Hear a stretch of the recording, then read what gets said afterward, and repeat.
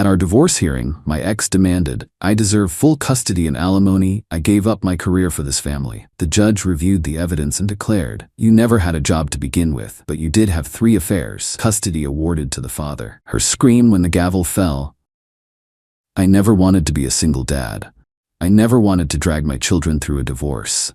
And I certainly never imagined I'd be sitting in a courtroom while a judge dismantled the elaborate fantasy world my ex-wife had been living in for the past decade." But sometimes the truth needs to come out, no matter how ugly. Let me take you back to the beginning. I met Elizabeth during my final year of medical residency in California. She was working as a receptionist at the hospital's administrative office. Temporary work, she explained, while pursuing her real passion of screenplay writing. She was beautiful, vibrant, and had an endless supply of fascinating stories about her life before we met. According to Elizabeth, she had graduated top of her class from UCLA Film School, worked as an assistant to a major Hollywood producer, sold a screenplay that was in development at Paramount, traveled extensively through Europe on writing grants, turned down a prestigious position at a New York publishing house. I was exhausted from 80-hour work weeks and completely captivated by this creative whirlwind who seemed so different from the methodical, science-minded people I was surrounded by daily. When we married 2 years later, I thought I understood what I was signing up for. Supporting a talented, ambitious writer whose career would flourish alongside mine. Our twins, Emma and Ethan, were born 3 years into our marriage. Elizabeth had been between projects for most of our relationship, with various promising opportunities always just on the horizon. When she suggested staying home with the twins rather than hiring a nanny, it made perfect sense. She could write while they napped, and we'd save on childcare costs. The first few years of parenthood passed in a sleep-deprived blur. My practice was growing, requiring long hours, and I was grateful that Elizabeth was managing the home front. If her writing career seemed permanently stalled, well, raising twins is demanding. There would be time for her screenplays later. By the time the twins were in first grade, our dynamic had solidified. I worked, handled our finances, and spent every spare minute with the children. Elizabeth managed the household theoretically, though our home was perpetually chaotic. She was always working on something big in her home office, though I never saw completed manuscripts. When I would gently inquire about her projects, the responses became predictable. The producer had a family emergency. Everything's delayed. My agent thinks we should take it in a different direction. The industry is impossible right now. Everyone knows that. I began to notice other inconsistencies. Reference to prestigious connections who never materialized. Stories about her past that changed depending on who she was talking to. A surprising lack of basic knowledge about the film industry for someone with her supposed background. I buried my doubts. We had built a life together. We had children. And confronting what was increasingly looking like a web of lies meant confronting the fact that I'd been played for a fool. The breaking point came when the twins turned 8. Elizabeth announced she needed a $15,000 investment for a screenwriting workshop in Hawaii. A 3-week intensive that would finally launch her career. Something inside me snapped. After a decade of supporting her non-existent career, I finally asked for proof, any proof, that her writing aspirations were legitimate. The fight was apocalyptic. She accused me of never believing in her, of undermining her confidence, of being controlling and abusive. When I held firm, she stormed out.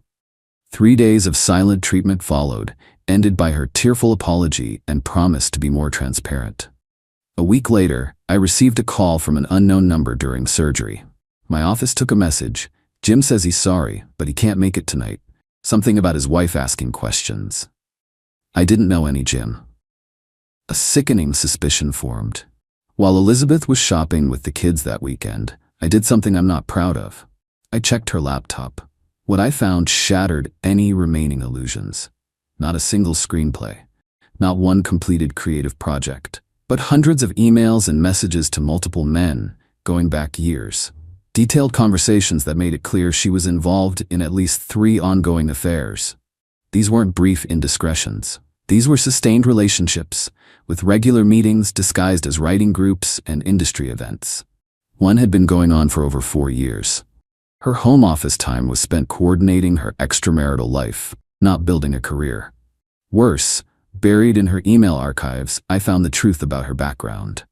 No UCLA film degree, she'd never attended college, no Hollywood connections, no sold screenplay.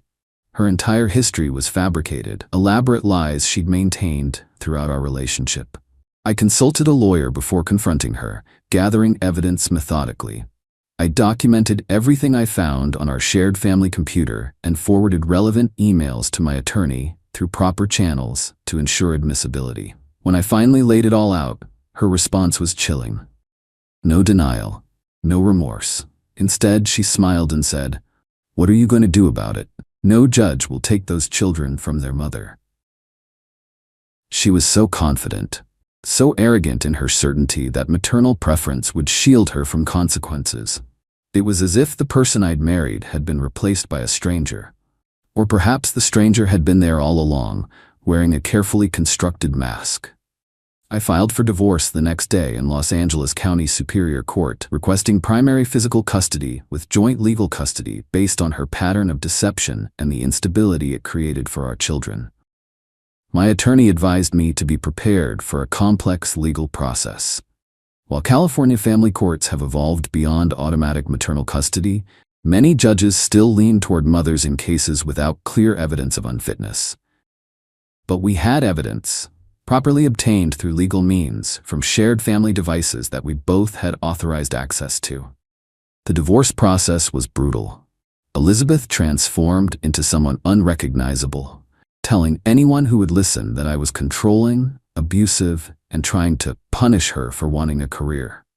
She emptied our joint accounts before they could be frozen. She tried to alienate the children, telling them Daddy wanted to take them away because he didn't love Mommy anymore. The only thing she didn't do was get a job, despite claiming financial hardship. Instead, she demanded temporary spousal support, claiming she'd sacrificed her promising career to raise our family and needed time to rebuild her professional life. I felt like I was drowning. The only anchor was the truth, and my love for Emma and Ethan, who were confused and hurting as their family disintegrated. Our case proceeded through all the standard phases of a contested California divorce with minor children. First, we had temporary orders hearings where Elizabeth was awarded interim physical custody, I received generous visitation, and I was ordered to pay temporary support. The court appointed a custody evaluator, a licensed psychologist who spent months interviewing us, our children, and collateral contacts to make recommendations about permanent custody arrangements. A minors' counsel was also appointed to represent Emma and Ethan's interests independently. The court ordered Elizabeth to seek employment during the pendency of the divorce, but she consistently claimed her specialized skills in entertainment made finding work difficult. Our case dragged on for 11 months before reaching the final hearing for permanent orders. 11 months of temporary arrangements, evaluated parenting time, and escalating hostility. 11 months of watching my children suffer while Elizabeth weaponized them in her campaign for maximum financial support. By the time we reached the courtroom for final determinations, I was emotionally exhausted, but resolved. My attorney had built a meticulous case, documenting Elizabeth's fabricated background, her affairs, and her continued refusal to seek employment, despite claiming career aspirations. The custody evaluator's report strongly favored me receiving primary physical custody, citing concerns about Elizabeth's tenuous relationship with reality and pattern of prioritizing personal gratification over children's needs. Judge Harriet Chen had a reputation for fairness and thoroughness. She'd been assigned to our case after our initial judge recused himself due to having previously represented a medical practice where I had been briefly employed years earlier. A connection Elizabeth's attorney discovered and appropriately raised. I expected more delays, more manipulation. I didn't expect what actually happened. The hearing had been specially set for a full day due to the complexity of issues involved, allowing Judge Chen adequate time to review all evidence and hear extended testimony. Elizabeth's attorney presented first, painting a picture of a devoted mother who had sacrificed everything for her family. He described her as a talented professional who had set aside her promising career in entertainment to raise our children while I built my medical practice. Your Honor, he concluded dramatically, Miss Miller is asking for primary physical custody with joint legal custody and spousal support of $12,500 monthly for 8 years to allow her to rebuild the career she sacrificed. This reflects both the length of the marriage and the significant income disparity between the parties. Judge Chen turned to Elizabeth. Miss Miller, you're claiming you abandoned your career to raise your children. Is that correct? Elizabeth stood, the picture of wounded dignity.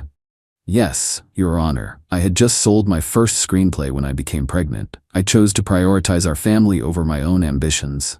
And what specific position did you leave?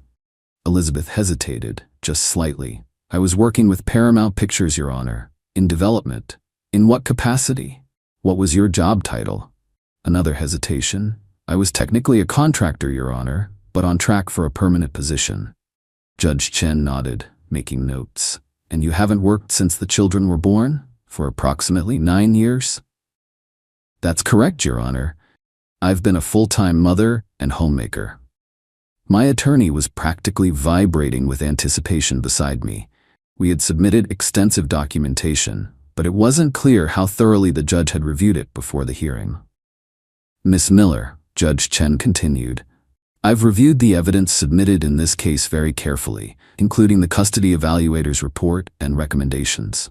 I've seen the documentation regarding your employment history, educational background, and activities during the marriage. Elizabeth smiled confidently. The judge continued, her tone measured. Would you like to revise any of your statements before we proceed? No, Your Honor, Elizabeth replied smoothly. Everything I've said is accurate. Judge Chen looked down at her notes, then back up. Miss Miller, are you aware that providing false information to this court constitutes perjury? The confidence in Elizabeth's expression flickered. Your Honor, her attorney interjected, looking confused. Counsel, I'm giving your client an opportunity to correct the record before we continue, Judge Chen said firmly. Because according to the evidence, not only did Miss Miller never work for Paramount Pictures in any capacity, she has never been employed in the entertainment industry at all. The courtroom went silent.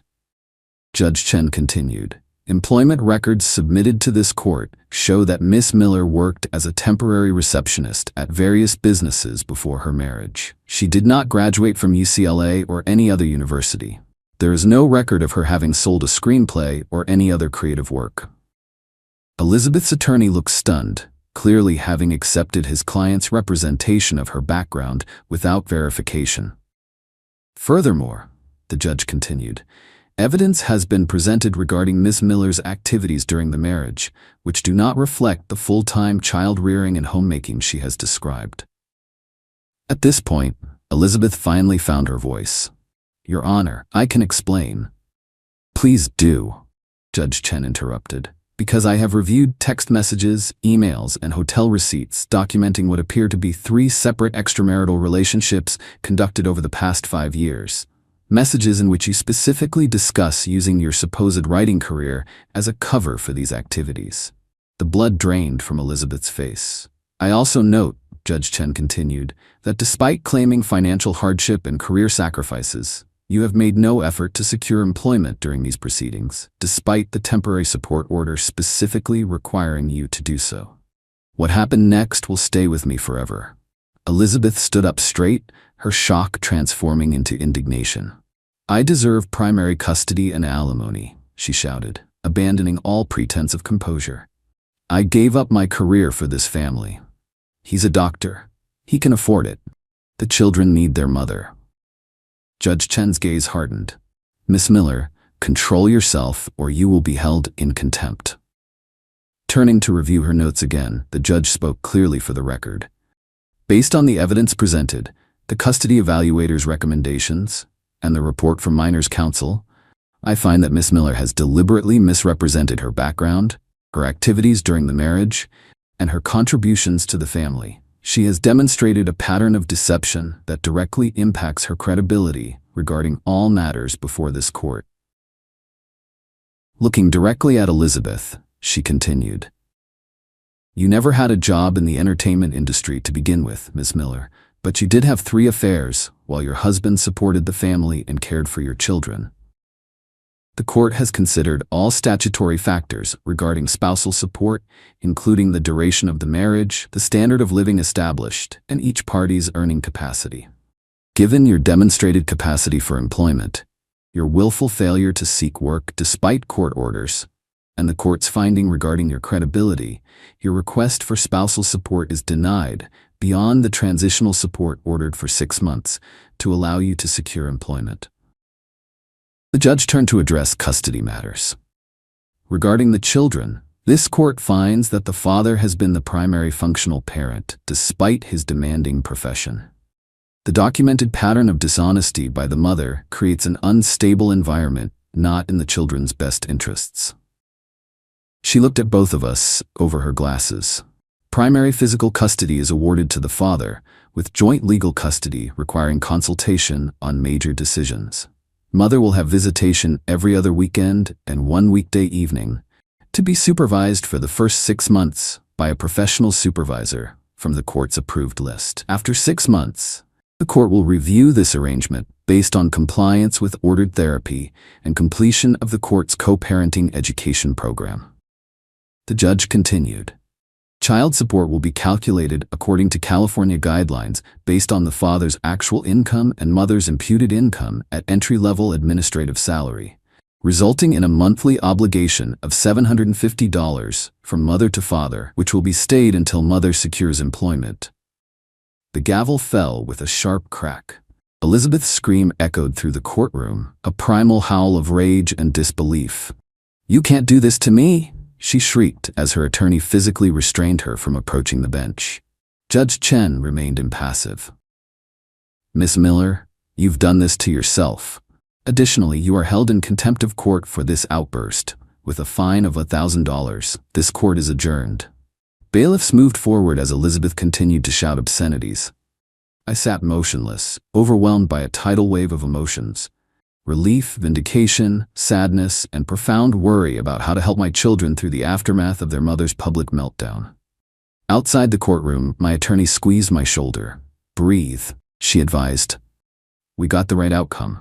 Now the healing can start." The aftermath was both better and worse than I expected.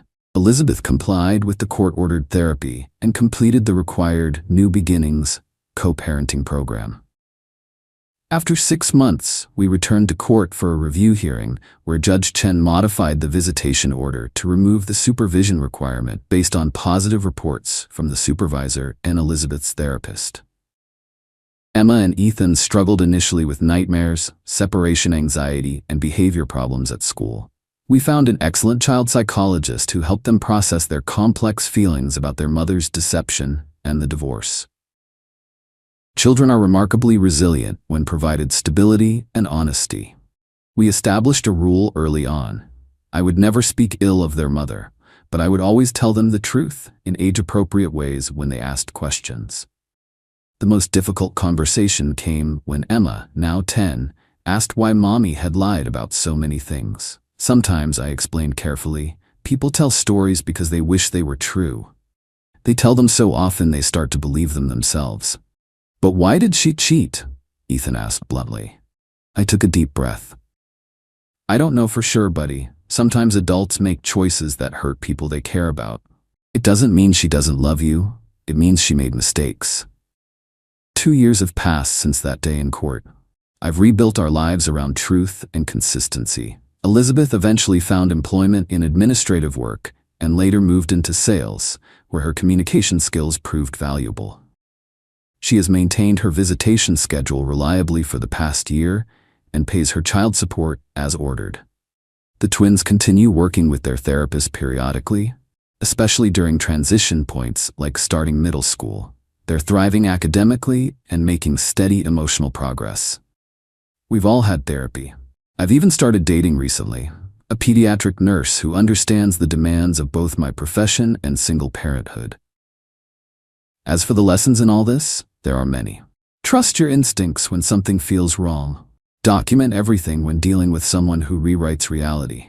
And perhaps most importantly, the truth may take time to emerge, but it eventually finds its way to the surface. The system worked for us, but I recognize that's not always the case. Family courts are imperfect, often overburdened institutions trying to make impossible decisions about people's lives based on limited information. We were fortunate to have a judge who took the time to thoroughly review the evidence, looking past gender stereotypes and cultural assumptions about parenting roles. Not everyone gets that lucky. To those fighting their own battles in family court, document everything through proper legal channels, find a good attorney who believes in your case, and never lose sight of what really matters: the well-being of your children. The path ahead isn't perfect. Co-parenting with someone who reshaped reality for a decade isn't easy. But we're finding our way, one day at a time. And that scream in the courtroom, it wasn't just rage at losing. It was the sound of a carefully constructed fantasy world collapsing, the moment when fiction finally yielded to fact. Sometimes justice sounds like a gavel. Sometimes it sounds like a scream. Update. 3 years after court decision, many of you have asked for an update, so here it is. Life has settled into a new normal that would have been unimaginable 3 years ago. Elizabeth has actually turned her life around in ways I wouldn't have predicted. The shock of the court ruling seems to have triggered genuine self-reflection. She's maintained steady employment for over a year now, completed all her court-mandated therapy, and has been a reliable presence in the kids' lives. We're not friends, but we've achieved a functional co-parenting relationship focused solely on Emma and Ethan's well-being. The children spend every other weekend with her, plus 1 weeknight dinner. Last month, she attended Emma's science fair and Ethan's piano recital without drama or attempting to undermine my authority, a small miracle given our history. The most surprising development came 6 months ago when she asked to meet for coffee alone. I was wary, but agreed, provided we meet in public. "I need to say something that's long overdue," she began once we were seated. "I'm sorry for everything. The lies, the affairs, trying to take the kids from you, all of it." I must have looked skeptical because she continued, "I don't expect forgiveness, or even for you to believe me. But my therapist diagnosed me with histrionic personality disorder with narcissistic features. With proper treatment, I've finally started to understand my patterns of behavior and why I created these elaborate fantasies." She paused, collecting herself. "The thing is, I did love you, and I do love our children. That was never a lie. I just didn't know how to be honest about anything else." I didn't respond immediately. After so many years of manipulation, words alone carried little weight. "Actions matter more than apologies," I finally said. "Keep showing up for the kids. Keep building something real. That's what matters now." She nodded, eyes downcast. "I'm trying." And the truth is, she has been. The lies have stopped. The dramatic stories of phantom career opportunities have been replaced with honest updates about her actual job. She's even started taking classes at the local community college, her first legitimate higher education experience. As for me and the kids, we're doing well.